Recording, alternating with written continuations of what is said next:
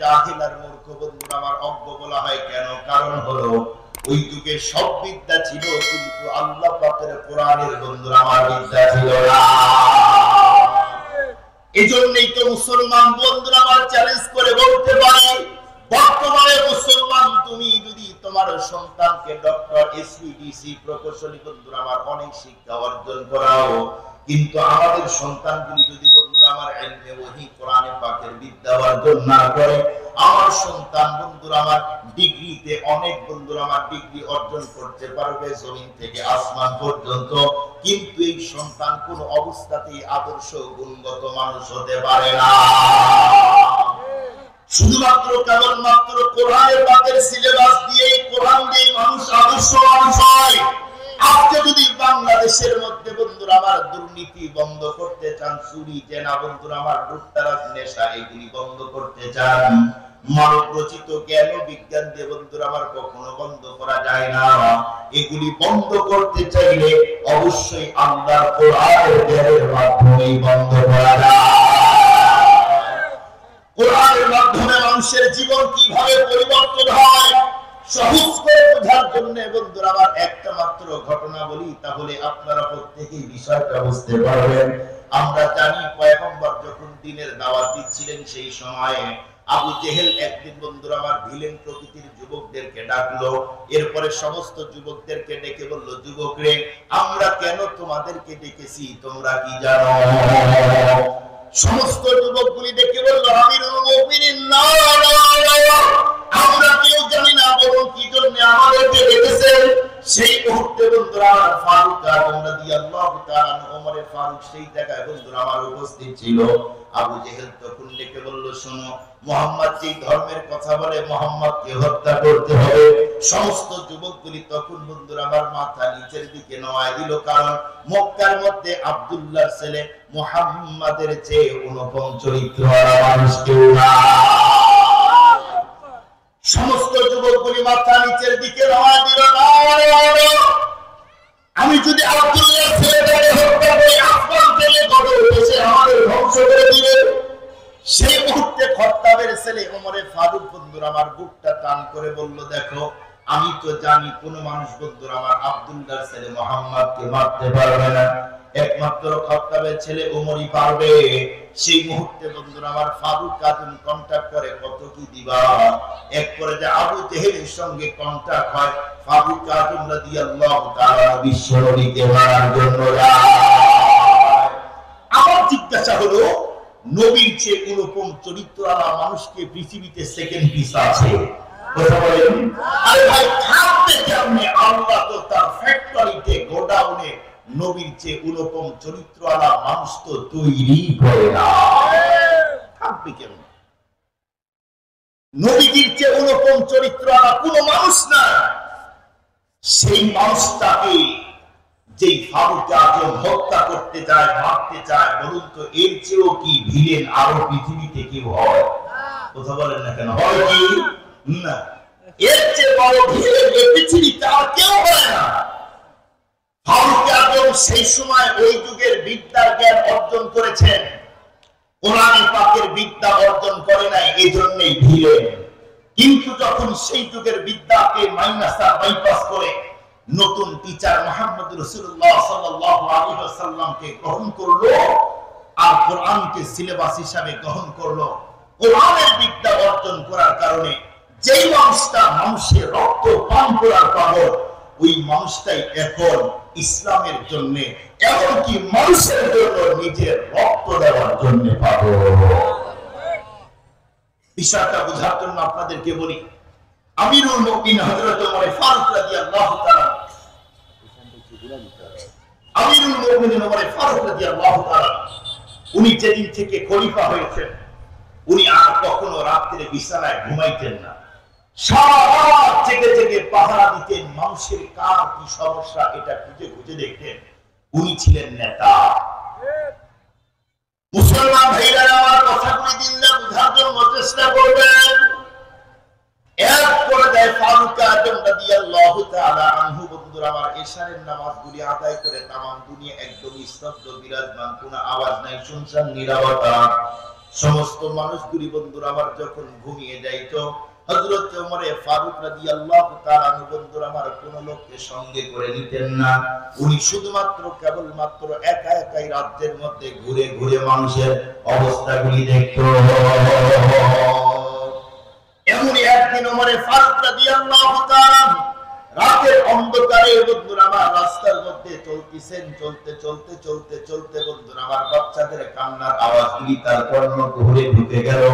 যে মুহূর্তে বন্ধুরা আমার বাচ্চাদের কান্নার আওয়াজগুলি তার কানের মধ্যে ঢুকে যায়, হযরত ওমর ফারুক রাদিয়াল্লাহু তাআলা বন্ধুরা আমার সেই সময় তখন উনি দাঁড়িয়ে যায়, ঘিরে রাতের অন্ধকারে সমস্ত মানুষগুলি এখন ঘুমাইতেছে, কিন্তু বাচ্চাদের কান্নার আওয়াজ কোন দিক থেকে আসে অবশ্যই আমার জানা দরকার। ফারুক আজম রাদিয়াল্লাহু তাআলা হাঁটি হাঁটি পা পা করে সামনে চলা শুরু করলো। এরপর অল্প কিছু বন্ধুরা আমার রাস্তা যাওয়ার পরে ফারুক আজম রাদিয়াল্লাহু তাআলা বন্ধুরা আমার নজর করে দেখলে একটা ছোট্ট ভাঙা জীর্ণশীর্ণ ঘর দেখা যায়। ফারুক আজম বন্ধুরা আমার সেই ঘরের নিকটে গিয়েছেন, যাওয়ার পরে গেটের সামনে দাঁড়িয়ে গেল। সেই মুহূর্তে ছোট্ট ছোট্ট বাচ্চাগুলি চোখের পানি ছেড়ে কান্না করে আর মাকে ডেকে বলল, মা 3 দিন হয়ে গেল এখন পর্যন্ত আমাদের পেটের মধ্যে কোনো খাবার যায় না। মাগো আজকে যদি আমাদের জন্য খাবার তৈরি না হয়, আমাদের আব্বু যেমন আমাদেরকে এতিম করে দুনিয়া থেকে বিদায় নিয়েছে, আমরাও কিন্তু আব্বুর কাছে চলে যাব। এভাবেই বন্ধুরা আমার যখন বাচ্চাগুলি কান্না করে মা চোখের পানি ছেড়ে ডেকে বলল, বাবা তোমরা একটু ঘুমিয়ে যাও, তোমরা পেরেশান করো না। সেই মুহূর্তে বন্ধুরা আমার বাচ্চাদেরকে ডেকে বলল, বাবা এই যে তোমাদের জন্য আমি পাতিলে বন্ধুরা আমার খাবার তৈরি করে রান্না করতেছি। এ কথা বলতে বলতে বন্ধুরা আমার বাচ্চাদেরকে যতই বলে কিন্তু বাচ্চারা ঘুমায় না, চোখের পানি ছেড়ে মা সেই সময় পাতিলকে লক্ষ্য করে পাতিলকে ডেকে বলল, পাতিল এই মুহূর্তে তুমি আল্লাহর কুদরতি ভাবে খাবার তৈরি করে দাও। সেই মুহূর্তে বন্ধুরা আমার ফারুক আজম রাদিয়াল্লাহু তাআলা আনহু দরজার মধ্যে বন্ধুরা আমার দরজার মধ্যে যখন আওয়াজ দিল, এক পর্যায়ে দরজায় আওয়াজ দেওয়ার সঙ্গে সঙ্গে তখন ডেকে বলল, কে? এ কথা বলতেই ফারুক আজম বলল, মাগো আমি একজন মুসাফির, আল্লাহ পাকের বান্দা। মহিলা তখন ডেকে বলল, বাবা এত রাত্রে কেন আসছো, কি চাও? ফারুক আজম তখন ডেকে বলল, আমি জানতে চাই তুমি বলো দেখি বাচ্চাগুলি এমন ভাবে কান্না করছে কেন, কি হয়েছে বাচ্চাদের? ফারুক আজমকে তখন ডেকে বলল, বাবা তাহলে শোনো, বর্তমানে জালেম ওমর, এই ওমর আমার স্বামীকে যুদ্ধে যাওয়ার জন্য বন্ধুরা আমার আমন্ত্রণ জানিয়েছিল। স্বামী আমার যুদ্ধে যাওয়ার পরে রণাঙ্গনে শহীদের পেয়ালা পান করে আল্লাহ পাকের জান্নাতে চলে গেছে। বাবা আমার স্বামী দুনিয়া থেকে যাওয়ার পরে এখন ফারুক আজম একটা দিন আমাদের কোনো খবর নাই। ফারুক আজমকে বন্ধুরা আমার তখন ডেকে বলল, আমার স্বামী শহীদ হয়েছে কিন্তু আমাদের কোনো খবর নাই। এক পর্যায়ে ফারুক আজম রাদিয়াল্লাহু তাআলা আনহু সেই মুহূর্তে বন্ধুরা আমার মহিলাকে তখন ডেকে বলল, মাগো তুমি যদি একটু অনুমতি দাও আমি তোমার জন্য এমনকি সন্তানের জন্য খাবারগুলি আনতে যাই। এ কথা বলতেই তখন বলল, বাবা তুমি যদি আমাদের জন্য খাবার আনো তাহলে আমার জন্য এমনকি আমার সন্তানের জন্য বড় ফায়দা হয়। ফারুক আজম ডেকে বলল, মা তুমি একটু ওয়েটিংয়ে থাকো। ফারুক আজম রাদিয়াল্লাহু তাআলা সেই মুহূর্তে বন্ধুরা আমার সেখান থেকে নিজের বন্ধুরা আমার বাসায় গিয়েছে। যাওয়ার পরে বেগমকে তখন ডেকে বলল, বেগম কোনো কিছু রান্না করেছো কিনা? এক পর্যায়ে বেগম তখন বলল, জি একটু গোশত ভুনা আছে। ফারুক আজম তখন বলল, দাও গোশতগুলি আমার কাছে দাও। সেই মুহূর্তে বন্ধুরা আমার গোশতের বাটিটা ফারুক আজম রাদিয়াল্লাহু তাআলা হাতের মধ্যে তখন নিয়ে বন্ধুরা আমার বাইতুল মালের দিকে রওনা দেয়। এক পর্যায়ে বাইতুল মালে গেলেন, যাওয়ার পরে দরজা যখন আওয়াজ দিল সেই মুহূর্তে গেলাম বন্ধুরা যখন বাইতুল মালের গেটটা খুলে দেয়, ফারুক আজম সেই মুহূর্তে বন্ধুরা আমার গোলামকে ডেকে বলল, গোলাম এই মুহূর্তে তুমি ভিতর থেকে একটা আটার বস্তা আমার পিঠে উঠিয়ে দাও। এই কথা বলতেই ফারুক আজম রাদিয়াল্লাহু তাআলা বন্ধুরা আমার যখন এই কথা বললেন, গোলাম তখন বলল, আমিরুল মুমিনিন না না না না, কোন অবস্থাতেই আপনার পিঠের উপরে আমি আটার বস্তা উঠিয়ে দিতে পারবো না। তখন ডেকে বলল, গোলাম আমি যা বলেছি তাই কর, এই মুহূর্তে আমার পিঠে রাতের অবস্থা উঠে দে। সেই মুহূর্তে গোলাম ডেকে বলল, আমিরুল মুমিনিন, না না, আপনি হলেন মুরিদ, আমি হলাম আপনার গোলাম। রাজার হুকুম প্রজার কাজ, এই মুহূর্তে আপনি অর্ডার করবেন, অর্ডার করতে দেরি, আমি কাজটা করতে দেরি করব না। ফারুক আজম বন্ধুরা আমার তখন বলল, গোলাম আমি তোর কথা শুনতে চাই না, তুই এই মুহূর্তে আটার বস্তা উঠায় দে। এই কথা বলতেই ফারুক আজম বন্ধুরা আমার যখন বারবার বলতেছিল, কিন্তু গোলাম কোন অবস্থাতেই ফারুক আজমের পিঠে আটার বস্তা দেয় না। মুসলমান ভাইরা আমার খুব ভালো করে বুঝবেন, হযরত ওমর ফারুক তখন গোলামকে ডেকে বলল, গোলাম অবশ্যই আমি তোর পিঠের উপরে আটার বস্তা উঠিয়ে দিব, কিন্তু একটা মাত্র শর্ত আছে। এই কথা বলতেই গোলাম বলল, আমিরুল মুমিনিন বলুন দেখি এমন কি শর্ত আছে।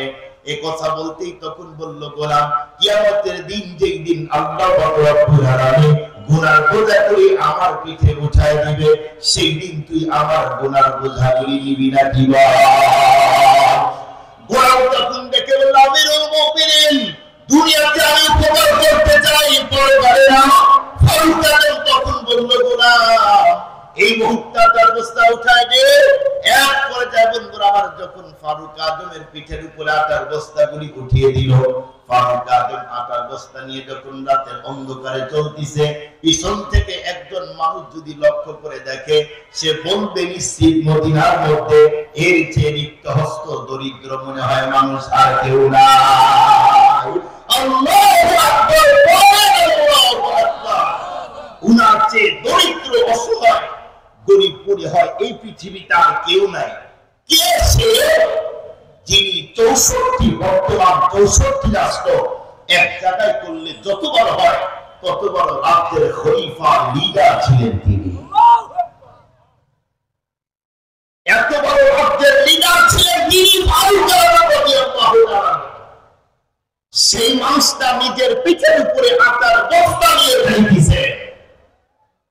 ফারুক আজমকে তার মর্যাদা জানেন, তাকে চিনেন।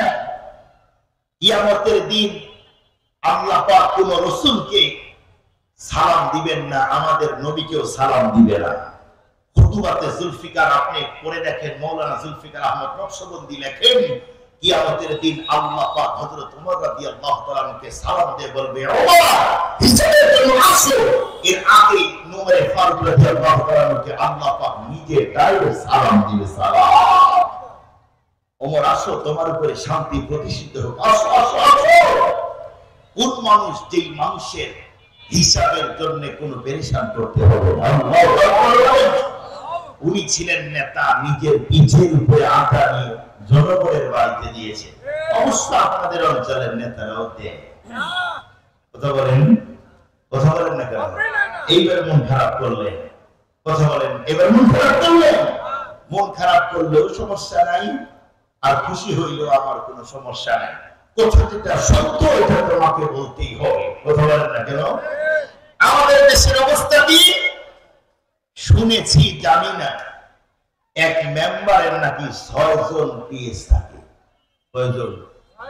কেউ বেরি দেয় আর কেউ ধরায় দেয়, কেউ বেরি দেয় কেউ ধরায় দেয়। মেম্বারের যেই বেতন, এই বেতন দিয়ে নিজেই চলতে পারে না, আবার 6 জনকে পারে। চিন্তা করেন তাহলে কি কারবার।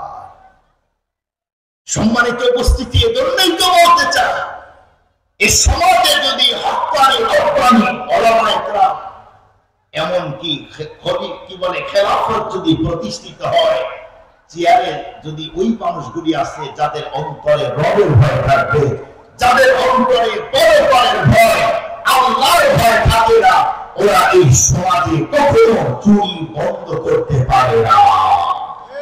নিজেরাই তো চোর। কথা বলেন না কেন? নিজেরাই তো চুরি করে।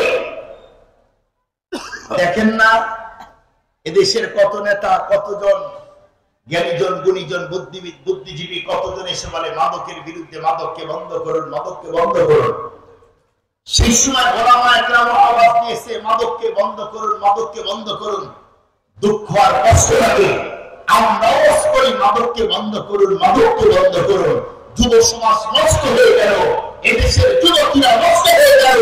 মাদককে বন্ধ না করলে সমাজ বাঁচাইতে পারবেন না, দেশ বাঁচাইতে পারবেন না। দুঃখ লাগে ওলামা একরাম বক্তব্য দেয়, মাদকের কোনো ব্যবসা করে না, মাদকের সাথে সম্পর্ক রাখে না। অনেকেই বক্তব্য দেয় মাদককে বন্ধ করে, আর রাত্রে তারাই মাদকের বিজনেস করে। কথা বলেন না কেন ভাই? কোন আলেম মাদকের সাথে নাই, কোন আলেম নাই। কোন মুসলমান, কোন চোর যদি মসজিদে আসে নতুন জুতা চুরি করে, তার মানে এই চোর চুরি করার জন্য মুসল্লির ভেষ ধরেছে। এই চোর জুতা চুরি করার জন্য মুসল্লির ভেষ ধরেছে, মুসল্লি না। দুঃখ লাগে আমাদের দেশের একজন আলেম, উনি বলেন, আমি ইন্ডিয়াতে গিয়েছিলাম চিকিৎসার জন্য। সেই সময় যাওয়ার পরে আমি তো অনেক জায়গায় সফর করেছি। ইন্ডিয়ার বড় একটা মন্দির আছে, ওই মন্দিরের পাশ দিয়ে যাইতেছিলাম, ভাবলাম এরা কি করে একটু দেখি, দেখার জন্য। উনি ওই জন্য যায় নাই, আনন্দের জন্য না। এখানে কি হয়, জাতিকে জানাইতে হবে, না জানাইলে তো হবে না। আমাদের একজন কবি ছিলেন আল্লামা শেখ সাদী রহমাতুল্লাহি আলাইহি, উনি কখনো কখনো মন্দিরে গিয়ে দেখতেন ও কি দিয়ে আসলে ওরা কি করে। ওই জায়গায় হুজুর বলেন যে আমি যখন জুতা রেখে উপরে যাব, একজন আমাকে বললেন যে হুজুর জুতা নিচে রেখে যান, উপরে নিয়ে যেন না। বললো হারিয়ে যাবে। বলে এটা মসজিদ না, এটা মন্দির। আমার কথা মনে বুঝেন নাই? কি বললেন? এটা মসজিদ না, এটা মন্দির। তারপরে ওরা বুঝাইল মসজিদের জুতা চুরি হয়, মন্দিরে হয় না। মুসলমানের বাচ্চা হওয়া দরকার। মুসলমান চুরি করতে করতে মসজিদে গিয়ে মুসলমানদের জুতা পর্যন্ত চুরি করে। সম্মানিত মুআজ্জাজ মুহতারাম হাজিরিন, লম্বা কথা বলতে চাই না, শুধু সহিহ দুইটা কথা আপনাদেরকে বলতে চাই। যারা আজীবন আমাদেরকে চুরি চোর বললেন, আমাদেরকে যারা আজীবনে আমাদের বিরোধিতা করলেন, আলেমরা দুনিয়া নবী, তাদেরকে বলতে চাই আলেমরা কখনো দুনিয়া নবী হয় না, কখনোই না। যদি ওলামা একরাম দুনিয়ার জন্য পাগল হইতো, মসজিদে বন্ধ হতো না। ৫,০০০ টাকার চাকরি, ওই ৫,০০০ টাকা দিয়ে কি হয়? এর চালাতে তার চেয়ে বেশি ইনকাম করে। মাদ্রাসায় ১০,০০০ টাকার চাকরি করে থাকতো না, অতিওয়ালা ২০,০০০ লড়াই করে। আপনার সন্তানকে আলেম বানায়, আদর্শ মানুষ বানায়, গুণগত মানুষ বানায়। আপনার সন্তানকে ওলামা একরাম রাত থেকে দিন থেকে রাতের পর রাত পাহারাদারি করে আপনার সন্তানকে হক্কানি রব্বানি আলেম বানাইল। আর আপনি আলেমকে গালি দিলেন, বাধা দিলেন, আপনি হলেন সবচেয়ে বড় জালেম। সম্মানিত উপস্থিতি, লম্বা কথা বলতে চাই না। মনে আছে আপনাদের ঘটনা? মনে আছে? মনে আছে? ওমর ফারুক রাদিয়াল্লাহু তাআলা রাতের অন্ধকারে চলতেছেন, আটার বস্তা নিজের পিঠে নিয়ে, কেউ না, একা একাই চলতেছেন রাস্তায়। মুসলমান ভাইরা আমার কথাগুলি দিনটা বুঝার জন্য চেষ্টা করবেন। এক পর্যায়ে ফারুক আজম রাদিয়াল্লাহু তাআলা আনহু, বন্ধুরা আমার, চলতে চলতে চলতে চলতে এক পর্যায়ে বন্ধুরা আমার মহিলার বাড়িতে গিয়েছে। যাওয়ার পরে সেই মুহূর্তে বন্ধুরা আমার দরজার মধ্যে যখন আওয়াজ দিয়ে দিল, মহিলা সেই মুহূর্তে দরজা খুলে ফারুক আজমের কাছ থেকে আটার বস্তাটা নিয়ে নেয়। ফারুক আজম রাদিয়াল্লাহু তাআলা যেই মুহূর্তে বন্ধুরা আমার আটার বস্তা মহিলার সামনে দিয়েছে, মহিলা তখন বন্ধুরা আমার আটার বস্তা খোলার পরে সুন্দর করে রুটিগুলি বানায়। এক পর্যায়ে ফারুক আজম তখন মহিলাকে ডেকে বলল, মাগো তুমি যদি একটু মাত্র আমাকে অনুমতি দাও, আমি নিজের হাত দিয়ে সুন্দর করে রুটি ভাজার কাজগুলি এখন করতে যাই। মহিলা তখন ডেকে বলল, বাবা যাও যাও, তাহলে তো অনেক উপকার হয়। ফারুক আজম রাদিয়াল্লাহু তাআলা বন্ধুরা আমার তখন নিজের হাত দিয়ে সুন্দর করে রুটিগুলি ভাজার কাজগুলি কমপ্লিট করে দিল। এরপরে মহিলাকে তখন ডেকে বলল, মাগো তুমি যদি অনুমতি দাও, আমি নিজের হাতে গোশতের ভুনা এমনকি রুটি তোমার সন্তানের মুখে দিতে চাই। ফারুক আজমকে বন্ধুরা আমার যখন অনুমতি দেওয়া হলো, হযরত ওমর ফারুক রাদিয়াল্লাহু তাআলা সেই মুহূর্তে নিজের হাত দিয়ে রুটিগুলি বন্ধুরা আমার ছোট্ট বাচ্চাদের মুখের মধ্যে দেয়। ছোট্ট ছোট্ট বাচ্চাগুলি বন্ধু আমার ক্ষুধার কারণে কিছুক্ষণ পূর্বে যেন মাকে বলছে, মা আজকে যদি খাবার না দাও আমরা কিন্তু মরে যাব। ওই ক্ষুধার্ত সন্তানগুলি বন্ধুরা আমার যখন খাবারগুলি পেয়ে গেছে, এখন তো তাদের শরীরের মধ্যে শক্তি হয়েছে। কোন বাচ্চা ফারুক আজমের কাঁধের উপরে উঠে, আবার কেউ বা কোলের মধ্যে উঠে বলে, আঙ্কেল নাম কি আপনার, আপনি কোথায় থেকে আসছেন? এ কথা বলতেই ফারুক আজম তখন ডেকে বলল, আমি একজন মুসাফির, এটাই আমার পরিচয়। ফারুক আজম সেই মুহূর্তে বন্ধুরা আমার মহিলাকে তখন ডেকে বলল, মাগো তুমি বিন্দু মাত্র পেরেশান করো না, প্রতি মাসে মাসে তোমার জন্য খাবার পৌঁছিয়ে দিব, তোমার আর তোমার সন্তানের জন্য তুমি টেনশন করো না। এ কথা বলেই বন্ধুরা আমার যখন হযরত ওমর ফারুক রাদিয়াল্লাহু তাআলা নিজের গন্তব্যের দিকে বন্ধুরা আমার যখন পথ চলা শুরু করলো, এক পর্যায়ে মহিলার সামনে যাওয়ার পরে যখন রাস্তা ব্লকিং করে দেয়, হযরত ওমর ফারুক রাদিয়াল্লাহু তাআলা কে তখন বুড়িমা ডেকে বলল, মা বাবা তুমি এত রাত্রে আজকে আমার যে উপকার করলে, অন্য কেউ তো এমন উপকার করে নাই, কিন্তু এখন পর্যন্ত তোমার নাম ঠিকানা তোমার গোত্রে কিছুই তো জানা হলো না। ফারুক আজম চিন্তা করে দেখলো, এখন যদি আমার নাম ঠিকানা পরিচয় নেই, মহিলা এই সময় বন্ধুরা আমার সেন্স হারিয়ে পড়ে যেতে পারে। ফারুক আজম রাদিয়াল্লাহু তাআলা বন্ধুরা আমার তখন ডেকে বলল, মাগো আমি একজন মুসাফির মানুষের উপকার করাই হলো আমার পেশা, নেশা। এ কথা বলেই যখন ফারুক আজম বন্ধুরা আমার আবার পথ চলা শুরু করলো, সেই সময় মহিলা আবার সামনে যাওয়ার পরে বন্ধুরা আমার রাস্তা ব্লকিং করে দেয়। এক পর্যায়ে ফারুক আজমকে তখন ডেকে বলল, বাবা এই মুহূর্তে আমি তোমাকে সাক্ষী রেখে আল্লাহ পাক রব্বুল আলামিনের কাছে দুইটা কথা বলতে চাই। মহিলা তখন বন্ধুরা আমার এই কথা বলতেই ফারুক আজম ডেকে বলল, মা বলো কি বলতে চাও? সেই মুহূর্তে মহিলা ডেকে বলল, বাবা শুনো, বর্তমানের আমিরুল মুমিনিন যেই আজ বন্ধুরা আমার যেই জালেম ওমর আমাদের কোনো খবর নিল না, যেই জালেম ওমরের কথায় আমার স্বামী শহীদ হয়ে আল্লাহ পাকের জান্নাতের মধ্যে বন্ধুরা আমার চলে গিয়েছে, আমি এই জালেম ওমরকে কিয়ামতের দিন কোনো অবস্থাতেই বন্ধুরা আমার ছেড়ে দিব না। দ্বিতীয় নাম্বার কথা বাবা তোমাকে সাক্ষী রেখে আমি আল্লাহকে বলতে চাই, তুমি খুব ভাবে আমার কথাটা মনে রাখো। ফারুক আজম তখন ডেকে বলল, মা বলো দেখি দ্বিতীয় নাম্বার তুমি এমন কি কথা আমাকে সাক্ষী রেখে বলতে চাও? এক পর্যায়ে ফারুক আজমকে তখন ডেকে বলল, বাবা তাহলে শোনো, বর্তমানে কেউ যদি আমাকে জিজ্ঞাসা করে পৃথিবীর আমার পৃথিবীতে খলিফা হওয়ার যোগ্য কে, তাহলে 100% আমি তোমার নামটাই বলে দিব, কারণ তুমি সারা বর্তমানে জালেম ওমর খলিফা হওয়ার যোগ্য না। আল্লাহু আকবার বলেন। ফারুক আজম কোন মানুষ? যেই মানুষটা মানুষের রক্ত পান করার পাগল, ইসলাম গ্রহণ করার আগে মানুষ তার সামনে তাকে নিয়ে একটা নোংরা শব্দ ব্যবহার করবে, জালেম শব্দ ব্যবহার করবে, মানেই হলো ওমরে ফারুকের বিরুদ্ধে যাওয়ার মানে হলো তার জীবন নিয়ে খেলা করা। সেই মানুষটা ইসলাম গ্রহণ করার পরে এখন তার অবস্থা, কোরআনের বিদ্যা অর্জন করার কারণে এখন তার অবস্থা এমন হলো, এখন জালেম শব্দ বলে কিন্তু ফারুক আজমের কোনো আওয়াজ নাই, কোনো গরম নাই, যেন শরীর ঠান্ডা হয়ে গেল, একদম ঠান্ডা হয়ে গেল। মহিলা আমার বিরুদ্ধে আল্লাহর কাছে জবাব দিয়ে,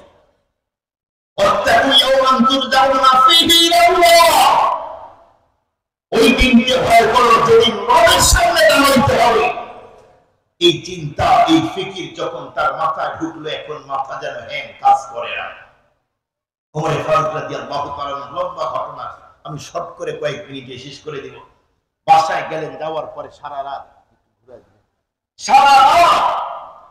কান্না করেছে, ফজরের নামাজ আদায় করে ওমর ফারুক রাদিয়াল্লাহু তাআলা সমস্ত মুসল্লিদেরকে ডেকে বললেন, তোমরা শোনো, আজকে এমন একটা বিচার হবে যে বিচার তোমরা কখনো দেখো না।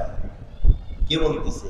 ওমর ফারুক রাদিয়াল্লাহু তাআলা। এমন একটা বিচার হবে, সমস্ত মুসল্লিগুলি অবাক হয়ে গেল। কার বিচার হবে? কি বিচার হবে? বর্তমান যুগের বিচার তো না, সেই যুগের বিচার। চুরি করলে বলেন না কেন, যদি চুরি করে হত্যা করলে হত্যা করা, সেই সময় তো বিচার ছিল কোরআনের বিচার, এই জন্যই সমাজটা সুন্দর হয়েছে। আর এখন বিচার হয় হলো টাকার বিচার, বিচার এই জন্যই তো খুনি 100টা খুন করলেও বাহিরে এসে এমপির চেয়ে বেশি ভাব নিয়ে পড়ে, বিচার নাই। সমস্ত মানুষ পেরেশান, না জানি কি হয়, না জানি কি হয়। এক পর্যায়ে ফারুক আজম রাদিয়াল্লাহু তাআলা রাতের ওই গোলামকে ডাকলেন, এই তুই কই এদিকে আয়। গোলাম যখন সামনে আসলো তখন বলল, যা খেজুরের 10 থেকে 15টা তাজা তাজা ডাল কেটে নিয়ে আসবে। গোলাম রাজার হুকুম, প্রজার কাজ, দৌড়িয়ে গেলেন, খেজুরের ডালগুলি কেটে নিয়ে আসলেন। ফারুক আজমের স্পেশাল যে বাহিনী আছে তাকে বলল, তোমরা যাও। কোথায়? অমুক রাস্তা দিয়ে ঢুকবা, এক জায়গা দেখবা জীর্ণ শীর্ণ ছোট্ট ভাঙা ঘর, ওই ঘরের মধ্যে 3টে এতিম বাচ্চা, একটা বিধবা মহিলা আছে। এই 4জনকে আমার কাছে খুব দ্রুত হাজির করে দাও। ফারুক আজমের স্পেশাল ফোর্স যখন গিয়েছে, যাওয়ার পরে দরজায় নক করার সাথে সাথে মহিলা আওয়াজ দেয় না, আবার আওয়াজ দেয়, মহিলা আওয়াজ দেয় না। লম্বা টাইম পরে মহিলা দরজা খুললো। প্রশ্ন হলো যে এত আওয়াজ দিলেন, দরজা খুললেন না কেন? কারণ ওই যুগের মেয়েরা 2 টাইম সকাল সন্ধ্যায় আল্লাহর কোরআন পড়েছে। শুধু কোরআন পড়েছে তাই নয়, আমরা তো কোরআন পড়ি, মশা যদি সামনে দিয়ে যায় কোরআন দিয়ে ওইটারে মারি, আর আরেকজন দৌড়ায় আওয়াজ দেয়, কানে ঢোকে না কেন? ওরা পূর্ণ মনোনিবেশ দিয়ে আল্লাহর কোরআন পড়েছে। কোরআন পড়ি, দিন কোরআনের দিকে আমাদের থাকে না। সেই যুগের নারী সকাল সন্ধ্যায় 2 টাইম আল্লাহর কোরআন পড়েছে, আর আমাদের দেশের নারীরা সকাল সন্ধ্যা এখন কথা বলেন না কেন ভাই? বলেন না, আপনারও বলেন। আমাদের বাড়ি ভালো আছে আলহামদুলিল্লাহ, এগুলি না, টিভিও নাই, কিছু নাই। এই জন্য আমাদের যে আপনারা ভালো যান, এই জন্য আপনারা বলুন, এদেশের মা বোনেরা সকাল সন্ধ্যা কি চালায়? কথা বলেন, কথা বলে। আমরা ছোটকালে দেখেছি, আমার নানিকেও দেখেছি, আমার নানি 2 বছর আগে মারা গেছে। আমার নানির 90+ বয়স, কোনদিন চশমা লাগে নাই কোরআন পড়তে। সকাল সন্ধ্যায় আমার নানিকে দেখেছি কোরআন পড়ে ঘর থেকে বের হয়েছে। সেই নানির নাতনিরা এখন 2 টাইম আল্লাহর কোরআন পড়ে না, 2 টাইম এখন সিরিয়াল দেখতে ব্যস্ত। সকাল সন্ধ্যা যেই ঘরের মধ্যে আল্লাহর কোরআন তেলাওয়াত হয়, ওই ঘরে আল্লাহ পাক রহমতের সাকিনা নাযিল করে। যেই জায়গায় আল্লাহর কোরআন পড়া হয়, বিশেষ রহমতের ফেরেশতা আল্লাহ পাঠায়। কিন্তু এখন তো আমাদের ঘরে রহমতের ফেরেশতার গ্যাদারিং নাই, এখন আমাদের ঘরের মধ্যে শয়তানের গ্যাদারিং। এই জন্যই তো এখন শান্তি নাই। ঠিক বললাম না ভুল বললাম? এখন শান্তি নাই। এজন্য ঘরে শান্তি আনতে চাইলে কোরআনের তেলাওয়াত ছাড়া শান্তি ঢোকানো যায় না, অন্যটা দিয়ে হয় না। সম্মানিত উপস্থিতি, এদেশের নারীদের, মা বোনদের এখন তো বোনেরা এতটাই আপডেট হতে হতে হতে হতে এ পর্যায়ে এসেছে, নিজের হায়া লজ্জা সব শেষ করে দিয়েছে। কথা বলেন, ঠিক বললাম না ভুল বললাম? আপনাদেরকে অল্প আর বেশি টাইম বিরক্ত করবো না, 5-7 মিনিটের মধ্যে শেষ করে দেবো ইনশাআল্লাহ। চৌকি করেন না। আমাদের দেশের মেয়েরা, যুবতী মেয়েরা, বোনেরা এখন টিকটকে আর রিলসে এখন খুব ব্যস্ত। কেন? কারণ এখন চাকরি করার চেয়ে শুধু রান্না করা, স্বামী স্ত্রী কি করে না করে এগুলি ছাড়া, বাচ্চা কি করে এগুলি ছাড়া, এগুলি ছাড়লেই লক্ষ লক্ষ, মনে করেন যে লক্ষ লক্ষ ভিউ হয়, তখন ডলার পায়। এত সুবিধা ঘরের মধ্যে। এই জন্য নিজের বিশেষ অঙ্গগুলো, অসমতল জায়গাগুলি দেখাই তো তার লজ্জা করে না। এবং ভারতের শুনো, তুমি কি তোমার কি এত নির্লজ্জতা তোমাকে কাজ করে ফেললো? তুমি এমন কিছু ভিডিও ছাড়ো, তোমার তো বাবা, তোমার তো ভাই ভিডিও চালায়, ভিডিও ফোন চালায়, তোমার তো লজ্জা থাকার দরকার। তোমার তো আপন, তোমার ভাই, তোমার বাবা, বড় মোবাইল চালায়, তোমার তো ভিডিও সেখানে আছে। প্রশ্ন করতে পারেন যে হুজুর সমস্যা নাই, বাবাও চালায়। কথা বলেন না কেন? বাবাও চালায়, মাও চালায়। সম্মানিত উপস্থিতি, যুবকদেরকে বলতে চাই, যুবক ভালো করে শোনো, এই মাসটা মাথায় রাখো, কাজে রাখবে মোল্লারস। এই মোল্লারস একদিন কাজে রাখবে। টিকটক আর রিলস ছাড়া যে মেয়েরা এখন ঘুরতেছে, যে মেয়েদের বিয়ে হয় নাই টিকটক আর রিলস নিয়ে পাগল, এই জাতীয় মেয়েদেরকে বিয়ে করো না। তোমার সংসারে আগুন জ্বলবে, তোমার ঘরের মধ্যে আল্লাহ ওই তৈরি হবে না, দীপজল তৈরি হবে। প্রশ্নই আসে না। তুমি টক গাছের আম লাগাইবা আর লেংরা রূপালী আম খাওয়ার স্বপ্নটা পেটা পাগলামি ছাড়া কিছুই না। এই জন্য মা বোনদেরকে যে ওয়াজ করি তার সে যুবকদের ওয়াজ করি, শোনো, বিয়ের আগে জিজ্ঞাসা করবা মেয়েটা টিকটক আইডি আছে কিনা, রিলস চালায় কিনা, ভিডিও ছাড়ে কিনা। এই জাতীয় মেয়ে যদি হয় তাহলে যতই টাকা হোক, যতই সম্পদ হোক, কখনোই কবুল বলবা না ভাই, কখনোই কবুল বলবা না। অনেক যুবক বলতে পারে, হুজুর তাহলে তো আর মেয়েই পাবো না। আরে ভাই, পাবে। যখন যুবতী মেয়েরা দেখবে যে এদেশের যুবকেরা তো একদম হামলে একদম রিলস আর টিকটক না ছাড়লে আমাদের বিয়ে করবে না, তখন ওই যুবতী বোনেরা স্বামীর আশায় টিকটক আর রিলস ছেড়ে দৌড়াবে তোমাকে স্বামী হিসাবে পাওয়ার জন্য। তুমি তৈরি হও। আপনারা বলেন রিওয়াজ করতেছি, এটা কি ভুল? এই জাতীয় সমস্যা আছে না? হাজারো আছে। বড় মোবাইল ছাড়বে না, স্বামীকে ছাড়বে।